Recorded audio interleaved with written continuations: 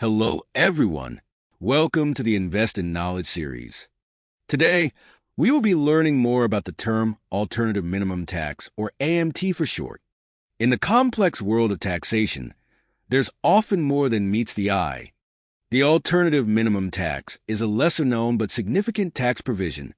The AMT is a parallel tax system designed to ensure that high-income taxpayers pay a minimum amount of tax, regardless of deductions and credits they may claim under the regular income tax system. It's essentially a safety net to prevent wealthy individuals from avoiding substantial tax liabilities. Think of it like a backdoor tax, always lurking in the shadows, ready to pounce if you try to game the system. Before we continue, remember to hit subscribe for weekly wealth creation tips. The AMT has several significant implications. Number 1. Fairness. It aims to ensure that high-income individuals pay their fair share of taxes, preventing them from exploiting loopholes or deductions to reduce their tax burden. Number 2. Revenue generation. The AMT generates substantial revenue for the government, contributing to funding public services and programs. Number 3. Complexity. However, the AMT can be complex and burdensome for taxpayers, requiring additional calculations and potentially leading to higher tax liabilities. It's like navigating a maze, with numerous rules and exceptions that can be difficult to understand. The AMT was introduced in 1969 as a temporary measure to address concerns about wealthy individuals avoiding taxes. However, it became permanent in 1986 as part of the Tax Reform Act. Over the years, the AMT has undergone various modifications and adjustments to address its complexities and impacts on taxpayers.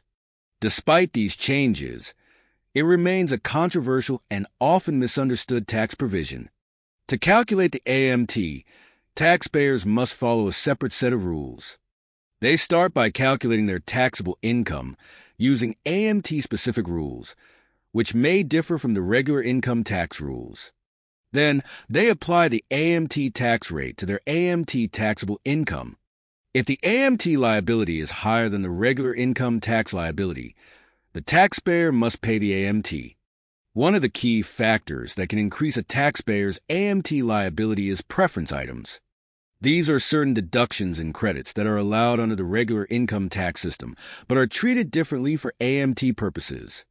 Examples of preference items include itemized deductions, personal exemptions, and certain tax credits.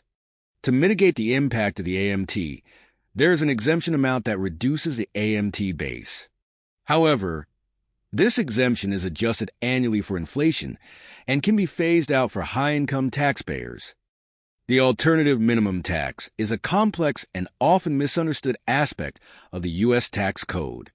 While its purpose is to ensure tax fairness, it can also present challenges for taxpayers. Understanding the AMT is crucial for individuals and businesses alike, as it can significantly impact their tax liabilities. As the tax landscape continues to evolve, it's important to stay informed about the AMT and its potential implications. I hope this video helps you in being one step closer to your financial goals. Please give a thumbs up on the video if you have enjoyed watching. If you have any questions, please leave them in the comments below. And be sure to subscribe to our channel for more wealth creation tips. Bye.